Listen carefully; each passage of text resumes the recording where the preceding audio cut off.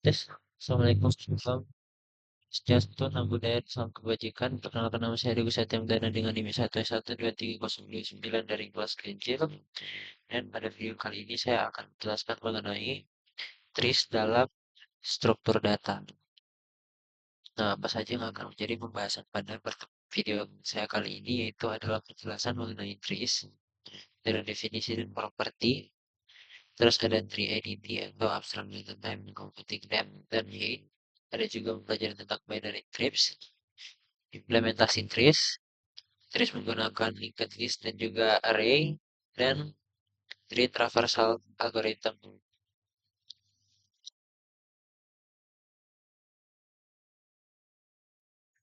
Slide yang pertama ini dijelaskan mengenai konsep trees atau pohon dalam bahasa Indonesia sebagai salah satu struktur data dalam ilmu komputer. Jadi ada 3 poin utama yang dijelaskan, yaitu pohon itu adalah, trees itu adalah struktur data nonlinear.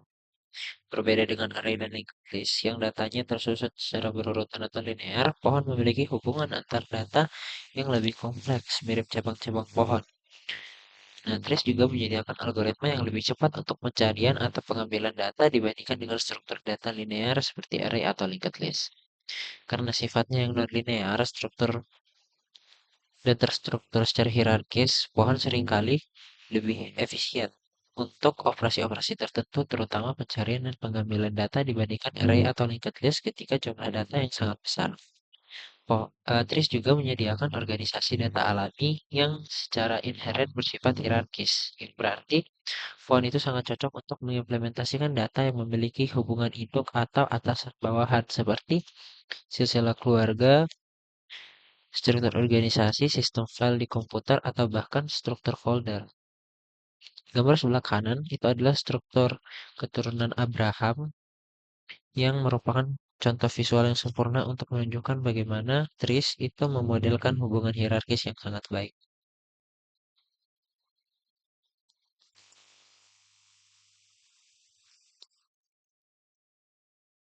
Slide berikut menjelaskan mengenai tree definition and properties, yang dimana dia itu menjelaskan tentang memberikan definisi dan properti atau karakteristik utama dari sebuah tree. Tree itu adalah tipe data abstrak yang menyimpan elemen-elemen secara hierarkis. Di sini ditegaskan kembali poin-poin dari slide sebelumnya bahwa pohon itu bukanlah trees itu bukanlah sekedar koleksi data, tetapi data tersebut diatur dalam sebuah struktur hierarki mirip dengan bagaimana sebuah organisasi diatur dari atas ke bawah. Dengan pengecualian elemen paling atas, setiap elemen dalam trees itu memiliki elemen parent atau induk dan 0 atau lebih elemen children. Ini adalah properti kunci dari pohon. Setiap node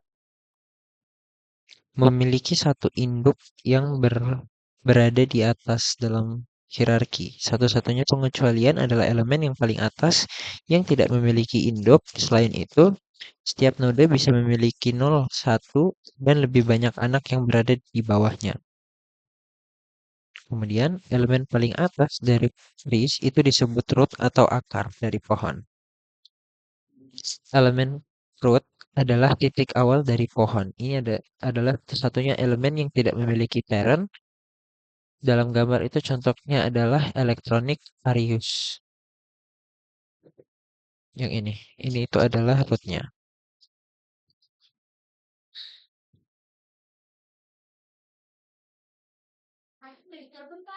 Kemudian di slide formal definition memperkenalkan beberapa istilah penting yang digunakan untuk menggambarkan bagian-bagian dan hubungan yang ada di dalamnya. Secara formal, kita bisa mendefinisikan trees itu menggunakan trees sebagai sekumpulan node simpul yang menyimpan elemen-elemen sedemikian rupa sehingga node-node tersebut memiliki hubungan parent-child atau induk anak yang memenuhi properti berikut. Jika T tidak kosong, ia memiliki node khusus yang disebut root atau akar yang tidak memiliki induk. Ini mengulang definisi root yang ada di definisi sebelumnya. Jadi setiap node V dari T yang berbeda dari root memiliki satu parent induk untuk W. Setiap node dengan parent W adalah child dari W. Ini menekankan bahwa setiap node kecuali root hanya memiliki satu induk tunggal.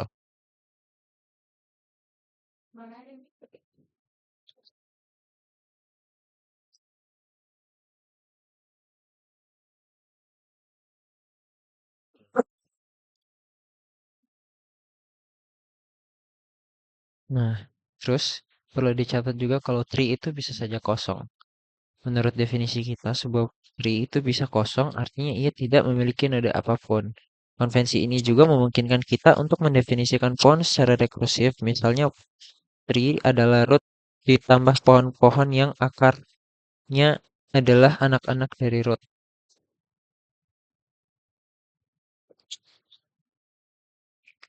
Hubungan siblings atau saudara kandung. Dua node yang memiliki anak dari parent sama disebut siblings atau saudara kandung.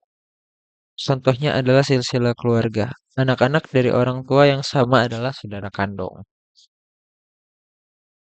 Node eksternal dan internal. Sebuah node V adalah eksternal jika ia tidak memiliki anak. Node eksternal juga dikenal sebagai leaves atau daun. Ini adalah node paling bawah dalam hierarki yang tidak bercabang lagi. Sebuah node V adalah internal jika ia memiliki satu anak atau lebih.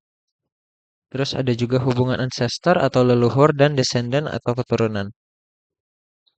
Sebuah node U adalah ancestor dari sebuah node V jika U sama dengan V atau U adalah ancestor dari parent V. Secara sederhana, leluhur adalah semua node dari jalur node tersebut hingga ke root. Sebaliknya, kita mengatakan bahwa sebuah node V adalah descendant atau keturunan dari node U. Jika U adalah ancestor dari V, keturunan adalah semua node di jalur ke bawah dari node tersebut. Dalam hal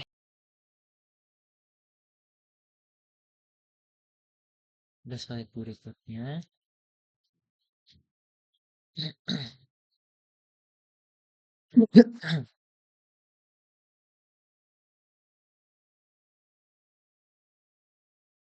ini masih lanjutannya dari yang slide berikutnya di sini.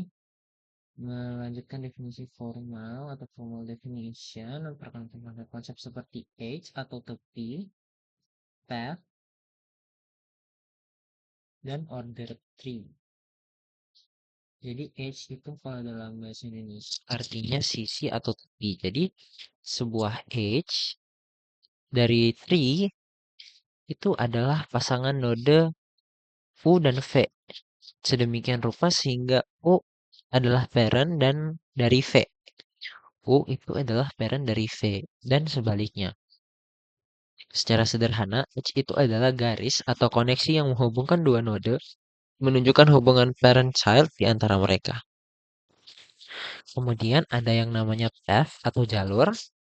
Sebuah path dari T adalah urutan node sedemikian rupa sehingga setiap dua node itu berurutan dalam urutan tersebut, membentuk sebuah edge. Contoh, jalur yang berdekatan berisi path C525. Nih, path-nya itu yang ini. C525 ke project, demos, terus market. Itu adalah path-nya.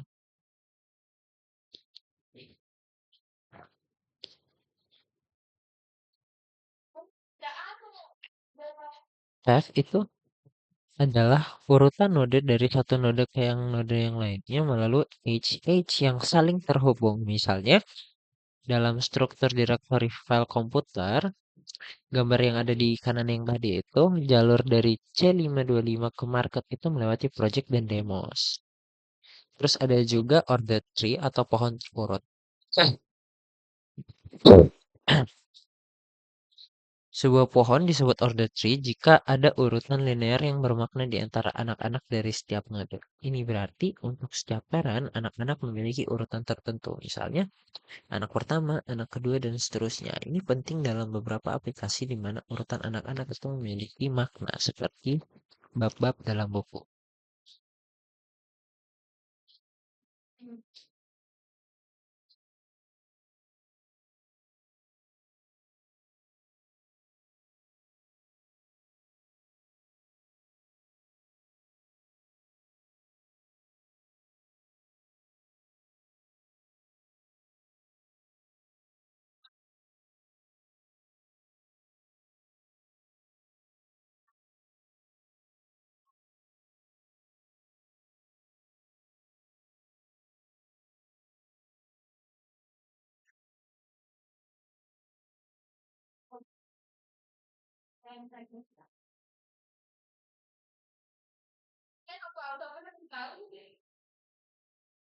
Kemudian ada 3ADT atau Abstract Data Type.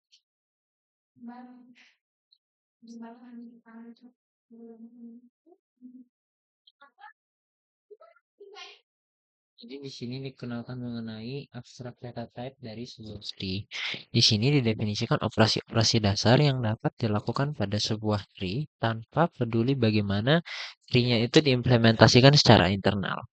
Kita mulai dari definisi abstrak data type dalam konsep tree position. Jadi, kita mendefinisikan abstract data type tree itu menggunakan konsep posisi atau position sebagai abstraksi untuk sebuah model simpel dari pohon. Ini berarti ketika kita bicara tentang sebuah node dalam ADT tree, kita seringkali merujuk sebagai sebuah posisi. Ini adalah cara untuk memisahkan cara kita berinteraksi dengan node melalui posisinya dari detail implementasi internal kode tersebut. Mana sih internal kode? Nah, ini yang kayak di bawah gitulah. Terus ada elemen dan hubungan parent-child pada position. Sebuah elemen disimpan di setiap position, dan position-position tersebut memenuhi hubungan parent-child yang mendefinisikan struktur pohon. Objek position untuk sebuah pohon mendukung metode P-elemen yang mengembalikan elemen yang disimpan pada position P. Ini adalah cara untuk mengakses data aktual yang ada di dalam sebuah node. Terus juga ada metode aksesor untuk ADT yang untuk mengakses data type-nya kayak troot atau root itu mengembalikan position dari root atau akar tree jika t-nya itu kosong. Dan t is root itu akan mengembalikan nilai true jika position t pada root dari tree itu. Terus t parent itu mengembalikan position dari parent atau non jika p adalah root dari t. T6 children itu mengembalikan jumlah children anak dari position p. T children p itu menghasilkan iterasi urutan dari children p dari position p. Ini memungkinkan kita untuk mengulang semua anak dari sebuah node. T is leaf itu mengambilkan nilai true jika position P itu tidak memiliki anak. Length itu mengembalikan jumlah position yang terkandung dalam tree. T is empty itu mengembalikan nilai true jika pohon T itu tidak mengandung position apapun. Dan T positions itu menghasilkan iterasi dari semua position dari pohon T.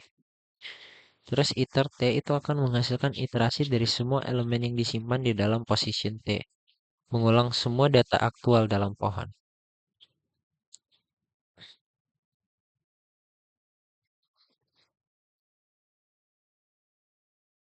Kemudian ada dijelaskan juga mengenai duck typing.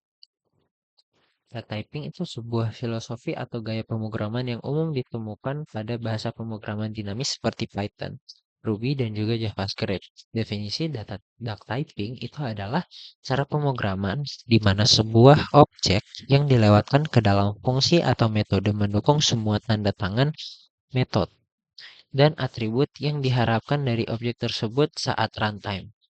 Artinya, yang penting bukanlah tipe data eksplisit dari objek itu sendiri, melainkan apakah objek tersebut memiliki kemampuan yang dibutuhkan oleh fungsi, function, atau metode yang akan menggunakannya. Yang penting adalah perilaku, bukan tipe.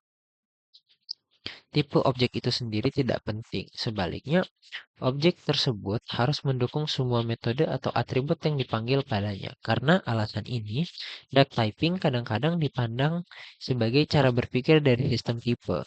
Ini menekankan bahwa fokusnya itu adalah perilaku objek apa yang bisa dilakukan pada deklarasi formal tipenya.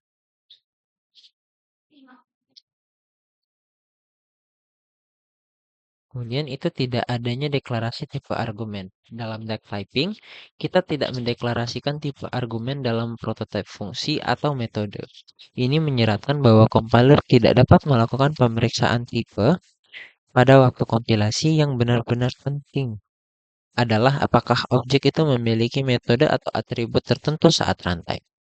Hal ini berbeda dengan bahasa pemrograman yang menggunakan strong typing atau static typing, di mana tipe variabel harus dideklarasikan secara eksplisit dan diperiksa oleh compiler sebelum program dijalankan. Asal mula pepatah duck test. Duck typing berasal dari pepatah lama. Jika ia ingin berjalan seperti bebek, berenang seperti bebek, dan berkotek seperti bebek, maka ia kemungkinan besar adalah bebek. Bahkan dari entitas non-bebek yang berperilaku seperti bebek dianggap bebek karena penekanan pada perilaku. Ini adalah inti dari duck typing. Jadi jika sebuah objek berperilaku seperti yang Anda harapkan, di mana dia memiliki node dan atribut yang relevan, maka Anda dapat memperlakukannya seolah-olah tipe objek yang Anda butuhkan, terlepas dari tipe kelas aslinya. Lalu ada juga analogi bahasa komputer. Sebagai analogi untuk bahasa komputasi, tipe objek tidak penting selama ia berperilaku seperti yang diharapkan. Ini berarti dalam sebuah fungsi yang mengharapkan objek dengan metode fly, Anda bisa melewatkan objek bird, airplane, atau bahkan Superman. Asalkan semuanya sendiri memiliki fly yang bisa dipanggil.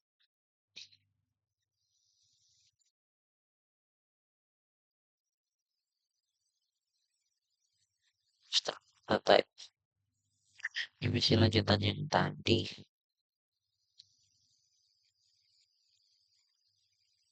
Di sini dilanjutkan konsepnya duck typing. Jadi mengikuti duck typing dengan abstract base class, kita mengikuti duck typing dengan menyediakan abstract base class dan beberapa concrete subclasses, subclass konkret yang mewarisi dari kelas dasar ini. Alih-alih memaksa semua implementasi pohon untuk memiliki tipe data yang persis sama, kita mendefinisikan perilaku atau kontrak umum yang harus dipenuhi oleh semua pohon melalui kelas pada abstrak. Implementasi spesifik misalnya pohon biner, pohon umum, kemudian akan mewarisi dari kelas abstrak ini dan mengisi detail implementasinya. Lalu, komponen kelas dasar yang terdiri dari kelas position bersarang, nested position dengan metode abstrak. Ini mengacu pada konsep position yang kita bahas sebelumnya di TreeADT. Kelas position ini sendiri memungkinkan juga memiliki metode abstrak yang harus diimplementasikan oleh subkelas konkret untuk mendefinisikan bagaimana sebuah posisi dalam pohon itu berperilaku. Kemudian, beberapa metode abstrak. Metode-metode abstrak adalah metode yang dideklarasikan di kelas dasar tetapi tidak memiliki implementasi. Subkelas yang mewarisi harus menyediakan implementasi konkret untuk metode-metode ini. Ini adalah cara kelas abstrak mendefinisikan apa yang harus dilakukan. Beberapa metode konkret is root. Ini adalah metode konkret. Artinya implementasinya sudah diberikan di kelas dasar abstrak. Logikanya mungkin sederhana, seperti memeriksa apakah parent dari node adalah non. Isleaf sama seperti isroot. Ini juga metode konkret yang implementasinya sudah ada. Logikanya mungkin memeriksa apakah jumlah anak children itu adalah nol. Empty itu adalah metode konkret lainnya yang logikanya mungkin memeriksa apakah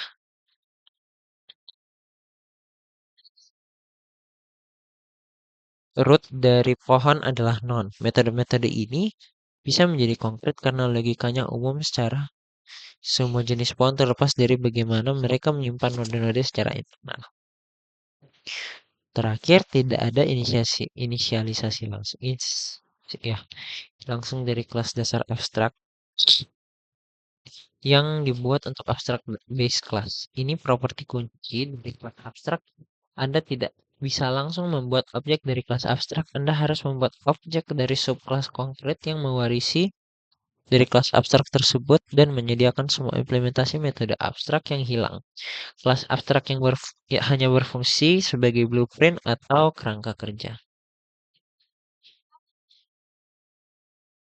Ini adalah versi kode yang saya sudah ketik. Coba saya tunjukkan dulu, karena sebenarnya dia tidak kelihatan.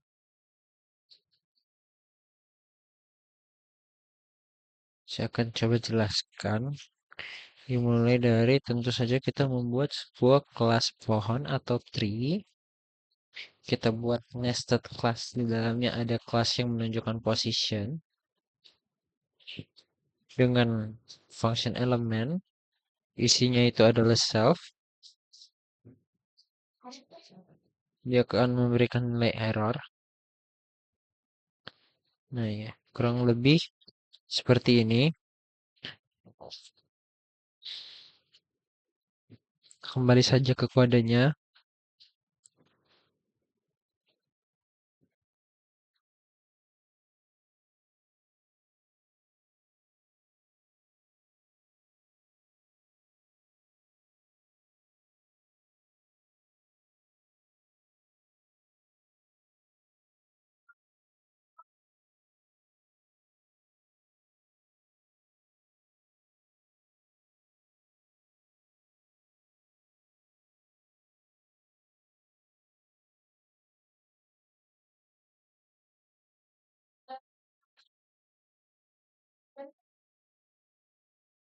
Nah,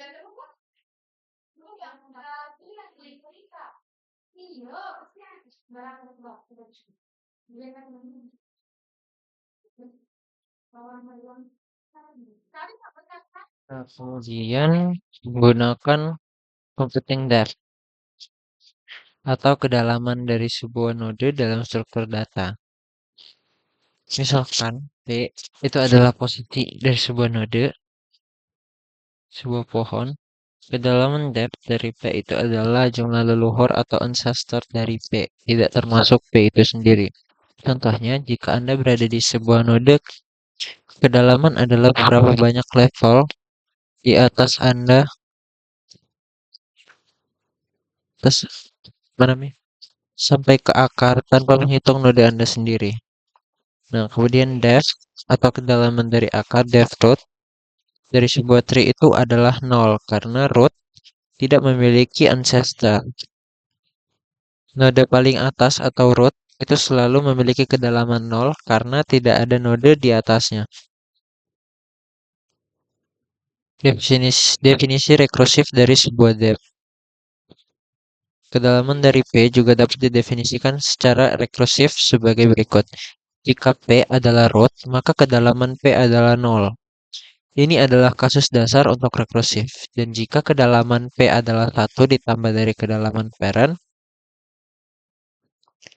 itu adalah formula rekursif untuk menemukan kedalaman suatu node.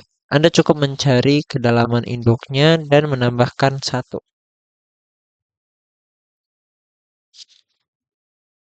Nah, gambar di slide kanan itu mengilustrasikan konsep dengan baik. D sama dengan 0 itu menunjukkan yang ini. D sama dengan 0 itu menunjukkan root atau node yang paling atas yang memiliki kedalaman 0. D sama dengan 1 itu level berikutnya atau children yang kedalamannya 1. Terus D sama dengan 2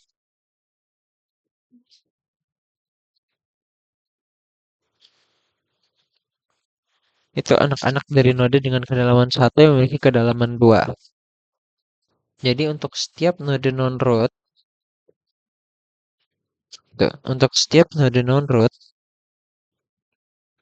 kita tambahkan 1 kedalamannya induknya. Ini adalah ringkasan dari mendefinisikan rekursif kedalamannya.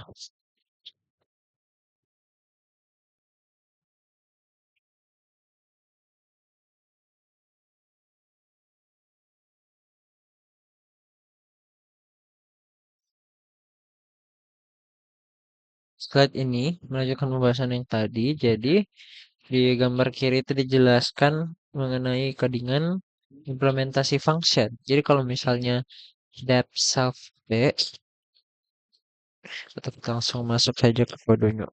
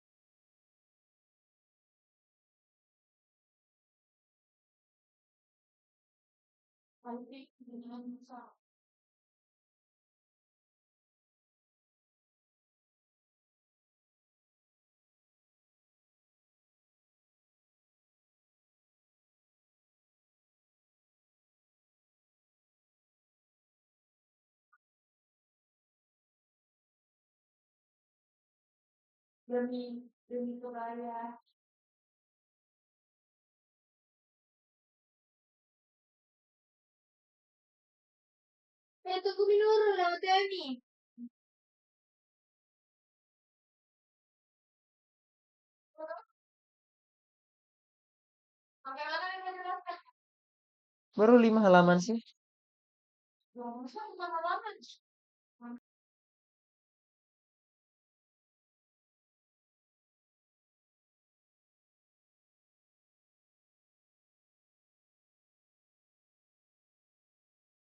Ini tadi ternyata belum terekam, tapi kita lanjut saja ke pembahasan berikutnya.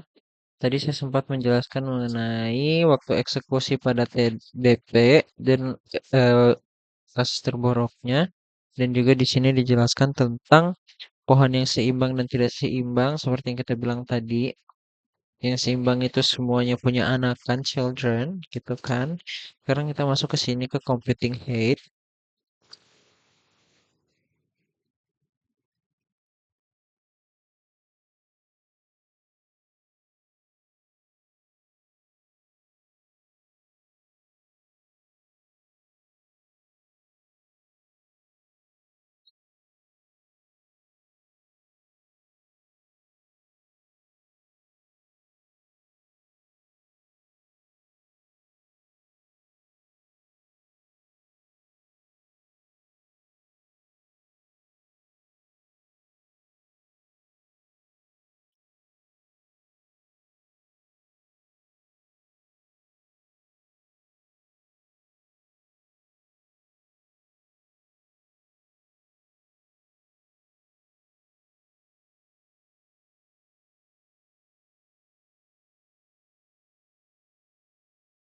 Rispa,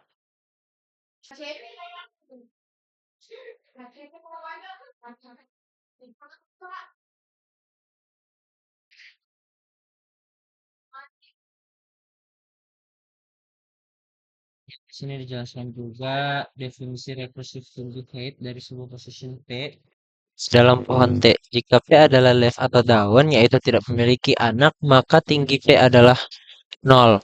Ini adalah kasus dasar untuk rekursi node daun adalah paling bawah dan tidak ada level bawahannya. Jika tidak, tinggi P adalah satu lebih dari maksimum tinggi anak-anak. Ini berarti Anda melihat semua anak dari node P, mencari anak di mana yang memiliki tinggi terbesar, lalu menambahkan satu ke tinggi tersebut untuk mendapatkan tinggi P. Ini merefleksikan jumlah level terpanjang dari node P hingga ke node daun terjauh di bawahnya.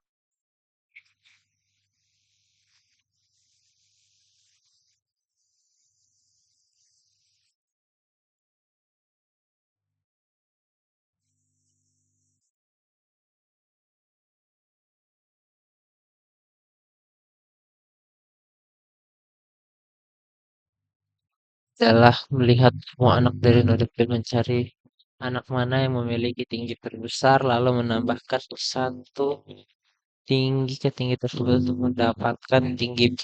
Ini merefleksikan jumlah level terpanjang dari node P hingga ke node daun terjauh di bawah. Tinggi sebuah pohon non kosong. Tinggi height dari pohon T yang tidak kosong adalah tinggi dari root. Jika Anda mengetahui tinggi seluruh pohon, kita cukup menghitung tinggi dari node akarnya. Proporsi hubungan antara tinggi dan kedalaman. Tinggi dari pohon T yang tidak kosong sama dengan maksimum dari kedalaman life position. Ini adalah hubungan penting. Tinggi pohon dapat ditemukan dengan menghitung kedalaman setiap node daun, lalu mengambil nilai kedalaman terbesar di antara semuanya.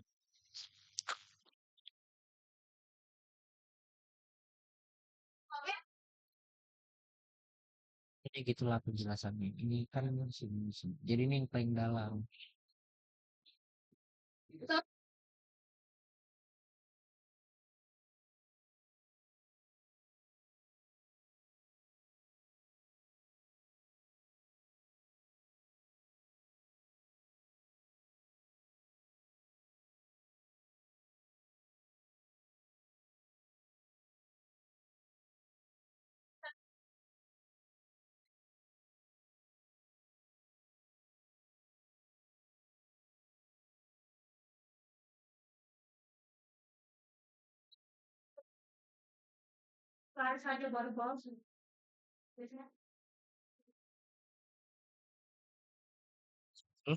Melanjutkan penjelasan yang tadi, asumsi awal ada n jumlah posisi node dalam pohon.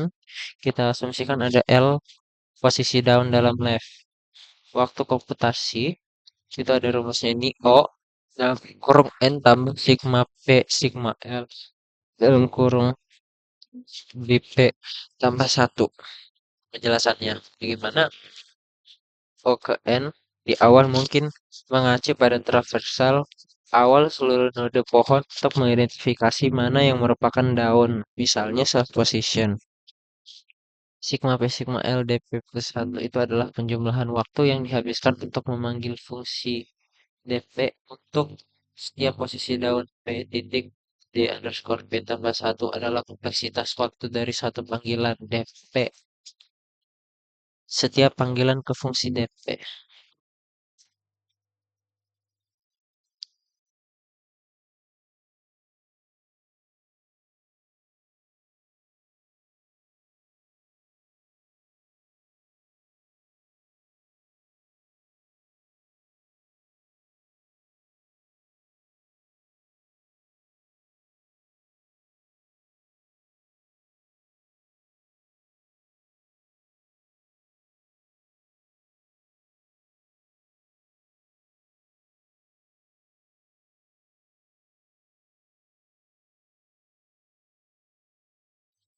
Setiap panggilan fungsi def memiliki waktu konstan 0 dp tambah 1 yang kasus terburuknya itu menjadi o n kurang 1 atau o n o ke n.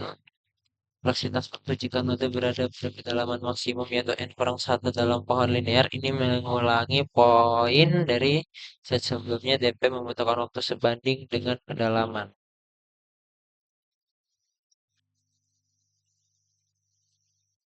Dalam skenario terburuk, misalnya pohon linear atau pohon pita, di mana setiap node non-daun memiliki satu anak daun terpisah sebagai saudara kandung.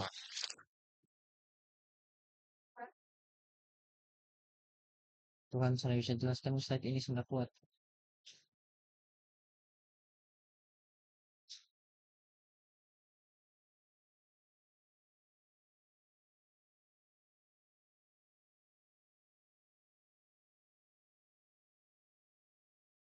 Tuh, mari saya jelaskan.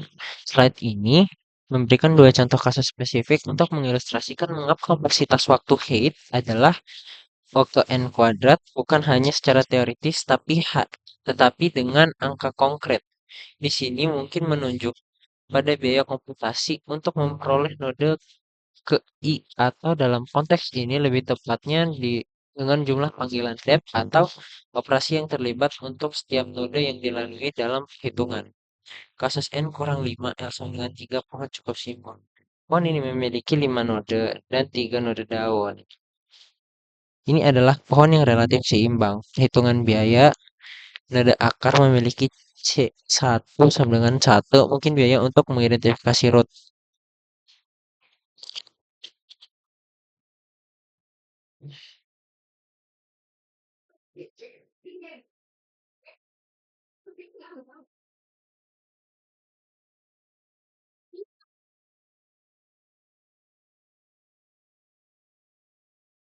Rasanya sangat tidak enak untuk dijelaskan.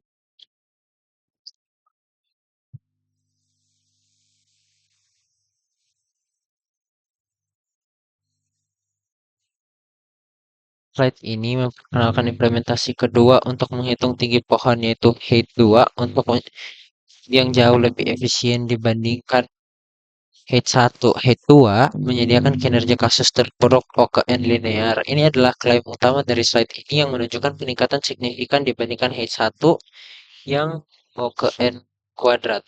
Ia berjalan dengan cara top down meskipun kode yang diberikan adalah rekursif dan terlihat seperti bottom up dari daun ke akar. Setiap dieksekusi, konsep top down di sini mungkin merujuk pada bagaimana fungsi ini dipanggil pada root dan kemudian turut ke bawah atau mungkin merujuk pada pemrosesan yang dilakukan saat melewati setiap node ke bawah. Namun secara khas, algoritma tinggi rekursif ini sering dianggap sebagai fault order traversal yang efektif bekerja bottom up dalam perhitungannya. Children P berjalan dalam CP plus 1 di mana CP menunjukkan jumlah anak dari P. Ini biayanya mendapatkan hmm, gitu nih. Gimana ke sekarang saya? Cocok nih. Ini penjelasannya sangat nggak bagus sih. Sangat-sangat tidak bisa dipahami. O plus N jumlah setiap node adalah penjumlahan dari anak setiap node. Next. Sudah tidak kuat juga saya jelaskan yang ini. Ini gambar.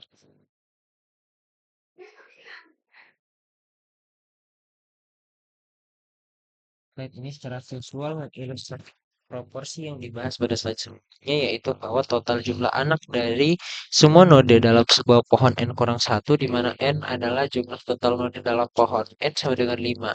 Kedua contoh pohon memiliki 5 node.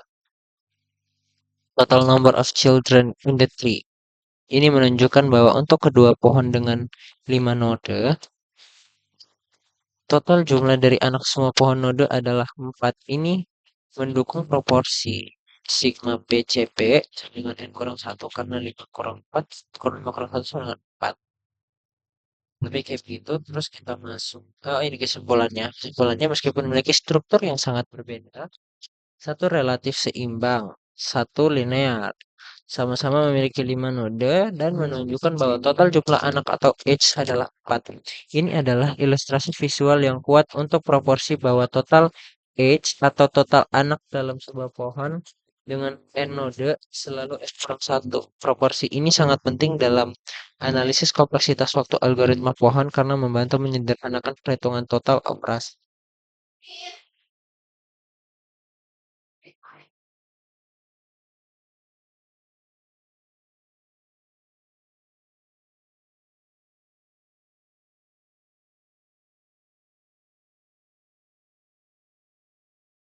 Kemudian adalah penjelasan mengenai binary tree. Pohon binary adalah pohon terurut dari tree dengan properti berikut. Setiap node memiliki paling banyak dua anak. Setiap node anak diberi label sebagai anak kiri atau left child dan anak kanan right child. Anak kiri mendahului anak kanan dalam urutan anak-anak sebuah node subpohon. Jadi pohon biner dikatakan proper atau layak atau penuh itu ketika memiliki 0 atau 2 anak. Dengan demikian dalam pohon biner proper, tiap node internal memiliki tempat 2 anak. Pohon biner yang tidak memiliki proper dan improper disebut tidak layak. Contoh, pohon keputusan decision tree adalah pohon biner proper yang diperoleh dengan memutuskan hasil berdasarkan serangkaian pertanyaan ya atau tidak. Ekspresi aritmatika dapat direpresentasikan oleh pohon biner di mana daun-daun diasosiasikan dengan variabel dengan ukuran konstan dan node internal adalah operator.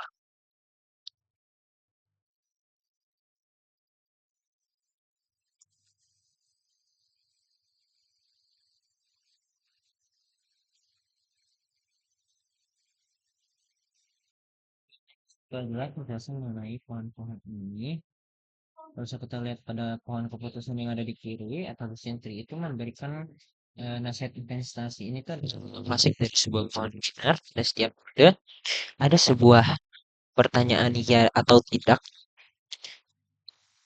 yang mengarah ke salah satu dari dua cabang. Contoh ini dimulai dengan pertanyaan Are you nervous?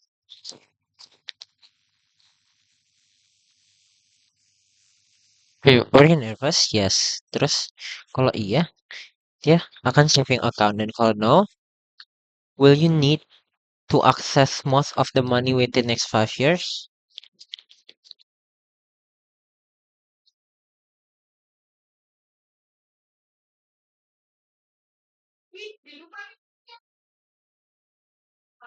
Misal saving account, money market fund, portfolio, reserve portfolio. Keputusan ini itu adalah contoh dari pohon binary proper atau full binary tree. Ketika setiap nada internal yang berpertanyaan memiliki tepat dua anak atau cabang Yesus. Terus di sini ada pohon cabang yang kiri. Ini maksudnya kalau ekspresi matematika yang kompleks dapat dipecah dan diwakili secara hierarkis oleh binar. Jadi misal di sini kan ada pengurangan. Pengurangan itu sebenarnya bisa dikerjakan dari pembagian dari daun kotak persegi panjang merepresentasikan operan ke internal lingkaran merepresentasikan operator matematika. Setiap operator induk dari operan atau subekspresi yang dioperasikan anak kiri dan anak kanan operator menunjukkan urutan atau posisi operan yang dalam operasi tersebut. Misal operasi pembagian dalam rutan memiliki dua anak yang merepresentasikan 3 plus 1 kali 3 dan satu subpohon di kanan yang merepresentasikan 9 kurang 5 tambah 2 3 kali 7 kurang 4 tambah 6.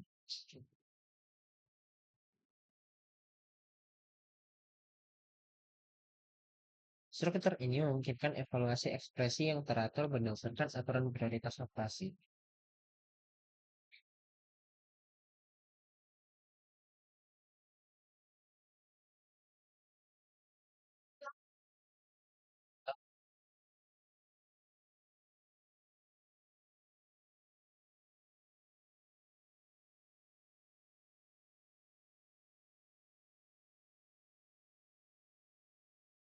Pohon binary pohon binar rekursif. Pohon binar bisa kosong atau terdiri dari sebuah node R disebut akar T yang menyimpang sebuah elemen. Sebuah pohon binar mungkin kosong disebut sub pohon kiri dari T. Sub pohon binar mungkin kosong disebut sub pohon kanan dari T. EDT atau abstrak data type pohon binar sebagai tipe data abstrak. Pohon binar adalah spesialisasi dari sebuah pohon yang mendukung tiga metode aksesor tambahan. T-left, ya, T-left mengembalikan posisi mewakili anak kiri dari P atau non jika P tidak memiliki anak kiri. T-right, P mengembalikan posisi yang mewakili anak kanan dari P atau non jika P tidak memiliki anak kanan. T-siblings mengembalikan posisi yang mewakili saudara kandung dari P atau non jika P tidak memiliki saudara kandung.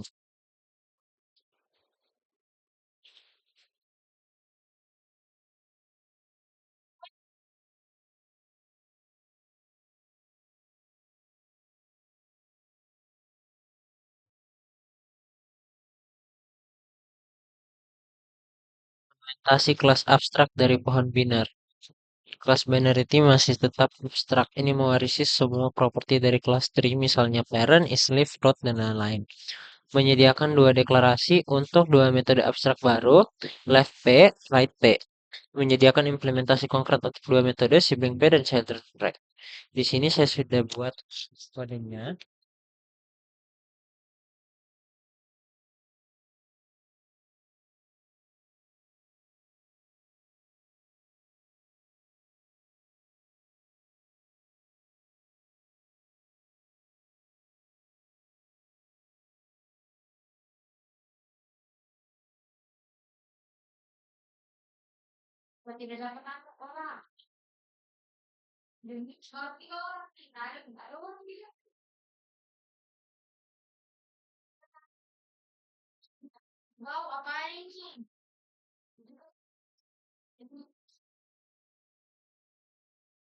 kodenya kurang lebih dia menurunkan menginherit menginherit kelas tree, rumus masih sama.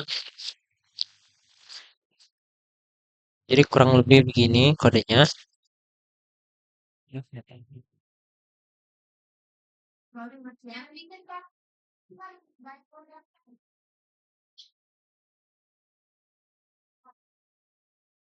Nah, kemudian kita set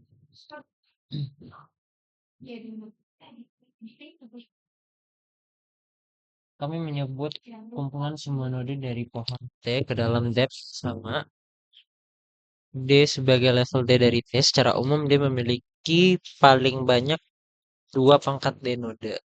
Secara maksimum node pada level pohon biner tumbuh secara eksponensial seiring kita menuruni pohon. Gambar di kanan menunjukkan contoh struktur pohon biner dan bagaimana jumlah node bertambah pada setiap level. Level 0 itu adalah node akar, level 1 adalah node, level 2 adalah 4 node, level 3 adalah 8 node.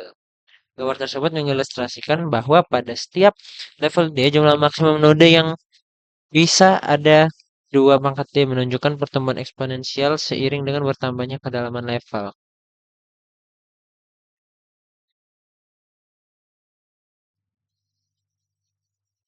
Di pohon biner itu tidak kosong. Intinya di slide ini itu menjelaskan proporsi ini tuh memberikan batasan matematis tentang seberapa besar jumlah node dan seberapa tinggi suatu pohon biner bisa tumbuh baik dalam kasus umum maupun ketika pohon tersebut memiliki struktur yang lebih spesifik atau proper yang membantu kita memahami efisiensi dan batasan ruang dari struktur data pohon biner.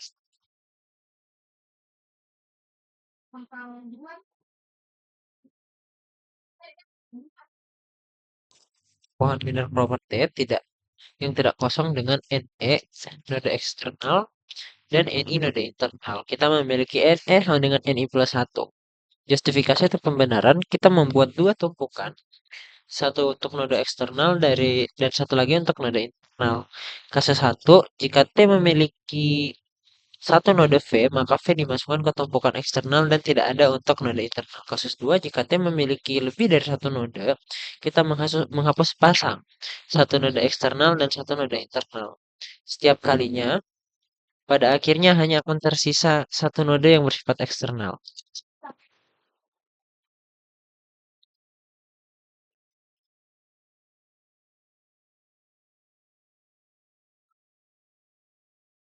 Jadi bagaimana kita mengimplementasikan sebuah tree? Pertama adalah linked structure atau struktur berantai untuk pohon biner, representasi berbasis array untuk pohon biner, struktur berantai untuk pohon umum. Kemudian dijelaskan juga tentang struktur berantai untuk pohon biner secara sederhana. Struktur berantai untuk pohon biner dalam implementasi ini setiap node titik pohon biner itu menyimpan informasi tentang hubungan node lain. Ya, elemen itu data atau nilai yang disimpan pada posisi node tersebut. Node anak kiri menunjukkan node ke node yang anak sisi kiri, node kanan menunjukkan anak sisi kanan, parent itu yang ada di atasnya. Terus ada variabel untuk menyimpan referensi ke node akar atau root node. Ini adalah titik masuk utama ke pohon di mana semua node lain bisa diakses. Variabel size, angka yang menunjukkan total jumlah node yang ada di dalam pohon T.